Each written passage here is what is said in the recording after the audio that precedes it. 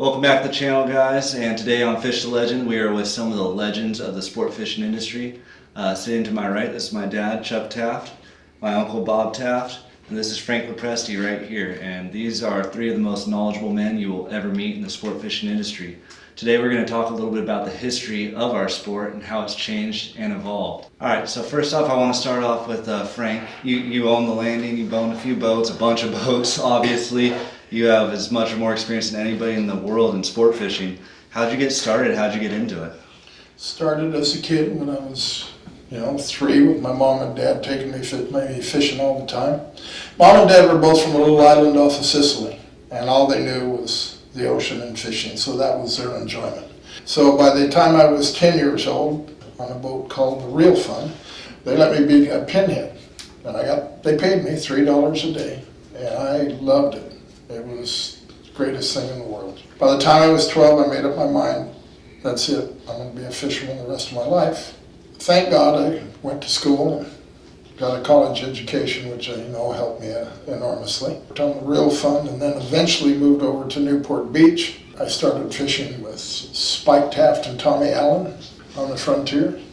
I can remember a lot of great times on that frontier, fishing Catalina Island, fishing San Clemente Island, but mostly Catalina.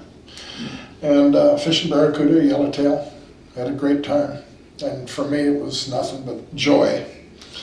And the harder they made me work, the more I liked it. Spike and his wife Patty were instrumental in my life, in me loving fishing, and had a great influence on me. I worked on the Bonanza for a couple of years, on the Sea Raider, which was with Spike, which I loved. I mean, that was prime time of my life. I was 17. When I came home from college, Spike would hire me right away, and I got to work all summer. The day I turned 21, I went and got my license. At age 22, I knew I wanted a boat. I was working with Spike by this time on the Patricia. It was very fast. It had 3 V8 53 from the Newport jetty in 3 hours. This is when the San Diego fleet was fishing up off Catalina for albacore. And the bait was tough here in San Diego, and on the Sea Raider, we passed bait to Bill Poole. A year later, I called him and said I wanted to buy a boat. Mm-hmm. And he said, do you have any money? And I said, no, but I work hard. And I didn't hear anything. Probably one of the most heartbreaking times, so before that, was I was lined up to buy the channel clipper. Came down with a check, and Omar Dickerson, to this day, I don't know why he sold it out from under me, but it was a blessing in disguise. He had sold the boat 2 hours before. 3 months later, Bill Poole called me because Don Sanson had walked off the searcher. I can tell you exactly where I was the day he called me because I knew it had to be good. He sat me down, he said, here's the deal. I got a boat for you. You get $25 a day. You get the galley profits. At the end of the year, 50% of the profits are yours, but it goes toward the purchase price of the boat. If you walk away, you get nothing. From there, I just kept buying boats and kept going on. And building on it with that hard work ethic. Yeah, it was a hard work ethic. I very rarely took a day off. When you guys met Frank, you guys were how old? What did you guys think of Frank? And I met Frank when I think I was 4 or 5 years old. I went to work for him on the Little Richard. Remember that? Yeah, of course. That was a pinhead on a 6-pack boat. I got paid $2 to $3 a day. I know, I saved enough money to buy a Stingray bike. 50s and 60s, it was pretty phenomenal. I remember on the frontier when I couldn't see over the rail. They'd give me a rod and tie me off to the rail and tie the rod off to the rail, and I'd go in between the rail and the bulwarks there. You look down in the water and the calico bass were like sand bass. They were just brown in the water. Yeah. And you sit there and pick one. I remember catching one after another after another. Frank's been around the family forever and ever. I mean, he was the best man in my first wedding and everything else. One day, me and him, I decided I got mad at him and wanted to fight him. He's the only guy that's ever beat the living shit out of him. He kicked my ass big time. That wasn't nice of me. I was being a smart ass kid or something. I don't know what happened. But times have changed that people don't even imagine. I mean, Bobby talks about the albacore fishing and stuff. I mean, there was times that Frank would run a chum line on a bait tank and he would never get a jig strike or nothing. He would see a fish boil in the chum line on a dead bait and yell, and we'd stop and just knock the hell out of the fish. Kids nowadays don't have a clue of doing something like what Frank and us were taught in our days growing up. Well, we didn't have the equipment that we got today. Yeah. Look at the equipment changes we got today. We never had sonar. We never heard of such a thing. We had an up and down meter, and most boats didn't even have an up and down meter. They had flashers. And I remember telling my dad, I got the channel clipper after that guy lost it. And I said, we were fishing the 43, and I said, I'm metering albacore, and I stopped and we started catching. Dad got on the radio and goes, you can't meter albacore. I went, well, I don't know, we're catching fish.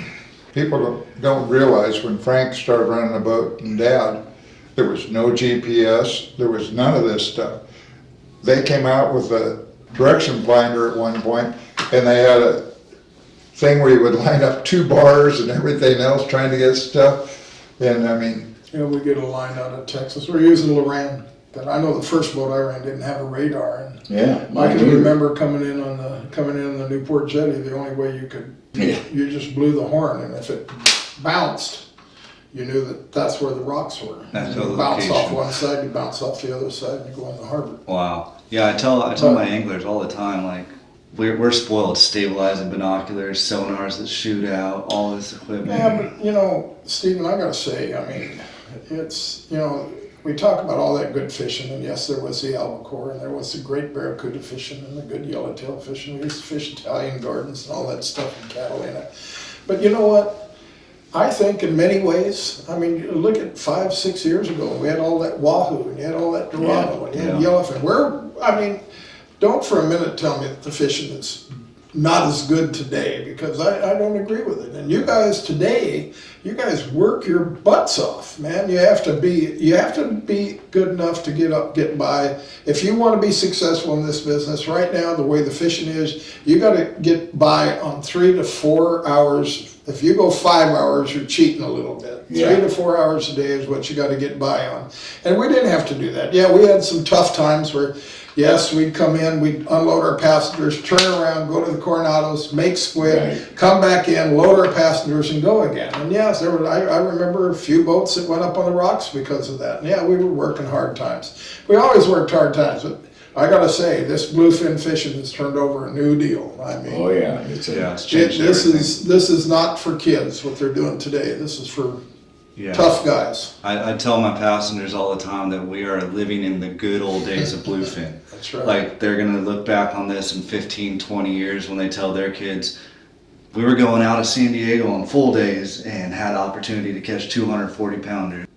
So we're talking about, like, kind of landing big fish now in this big bluefin fishery that we've seen here. I also think that, like, the gear that we're using now, these 2-speed reels and big rail rods, have made a huge difference versus not just our sonars, but the new technology we have for rods and reels and You like wouldn't catch them nitrates. without it. Yeah. It'd be very, very difficult. We used to fish Socorro with 6/0 reels. Yeah, 6/0, 4/0, 6/0, 9/0. And you know, reels would get so hot, you'd pour a bucket of water on Right. them to try and cool them down. Wow. Yeah, I mean, do you think that we were hooking into these big fish before in like the same amount of ways during daytime and just getting spooled before equipment evolved, or do you think this fish has moved in? well, we never really fished bluefin for so many years. When I first came down here and Frank came down here, we had such good albacore fishing. We would drive through schools of bluefin, Forever. Small bluefin. small bluefin, Right. and never about even, 20, 25 pound fish. Yeah. we never would even You stop don't and even fish waste them. your bait on them because you know they're not going to bite. Right. You just wouldn't do it. You want to fish albacore. Most of our bluefin fishing that we caught back then, when Frank had the searcher and I had the channel clipper down here and stuff, we caught more bluefin at the Coronado Islands at Yeah. Tuna Rock and stuff. And the bluefin fishing back then was all light line, 15-pound test, little small 20 hooks. pound, 15. Yeah, there's always been bluefin around, but they've never been this kind of, the amount of fish, the humongous schools. It's And- amazing. And you know, according to Barbara Block, who's the foremost authority in the world on bluefin, She thinks we're gonna have them a few more years, at least another 5, she thinks. And she told me 8 years ago that we were gonna have them for at least 10, and it's already 11. And I've never, ever been a real long-range guy. I've fished 2 to 3 day trips, you know, and most of my fishing career has been 1 day, day and a half trips for It's part of the reason you're still married, Chuck. You know, it's been a great ride, and I don't do this for the money per se. I do it for the love of the business, being able to work with my brother and you, and been around Frank all these years. It's something that gets in your blood. I mean, Frank doesn't need to be here every day working. I don't need to be here every day working, but the camaraderie that we have amongst each other in the industry, it gives you something to do. It makes you feel happy doing what you're doing. I mean, retirement doesn't sound like a thing for me or Frank. I mean, doing this is something that we've been raised in, like you have, and we just love doing what we're doing. Yeah. And so, I mean, Well, we just got the new boat that we named Tradition. It's after our family's tradition, which everyone in this room is a big part of. And it's going to be running out of Fisherman's Landing. Before I let you guys go, I guess the last question we're going to ask is the biggest lesson that you guys have learned from owning boats, whether that's to do with fishing or just running the business or just at home or anything like that. Taking care of your people on the boat is 99% of the job. Yeah. It's not how much fish you catch. Everybody likes to be a highliner, but that's not what it's all about. No. It's like the groups we have on the boat today. Scotty's out on the boat right now, and out of the 17 people that are on the boat, he's got 9 rent runs. Yeah. Don't have a clue. So, and the weather's up west, so he goes south. Now they're fishing yellowtail, the weather's reasonably calm, Yeah. and they have a chance to have a good time. But you gotta show the people a good time, you gotta feed them good, and you treat them right. Yeah. And they'll come back. No, it's about the people, because you could catch the most fish in the world, but if you don't have anybody going out on these boats, you're gonna go bankrupt. So, That's for sure. yeah, you gotta show them a good We're time. not in the fishing business, we're in the people business. Yeah. I always remember Taka Tanaka saying it in the best way. He said, we're going fishing, we're gonna have fun, and if we catch fish, it's a bonus. Yeah. Right? Icing on the cake. And you see that all the time. The camaraderie that happens on the boats is absolutely wonderful. It is. And amazing. Mhm. It really is. Yeah, that's the mindset. And you make lifelong friendships. Yeah. That's for sure. Yeah, absolutely. But I think one of the biggest lessons you learn is if you set your mind to something in this industry, go after and get it done. That's all there is to it. Yeah, it's all about if you put your head down and keep working and do things Yep. the right way. That's all there is to it. it takes a lot of hard work, and you gotta love what you're doing to be in this industry and take care of the boats and the people the way you have to do. You gotta be a jack of all trades and not afraid to work. And it'll get you a long, long ways in this industry. Yeah. Amen. Yeah. Well, thank you guys very, very much You're for your welcome. time. My pleasure. All right. Okay.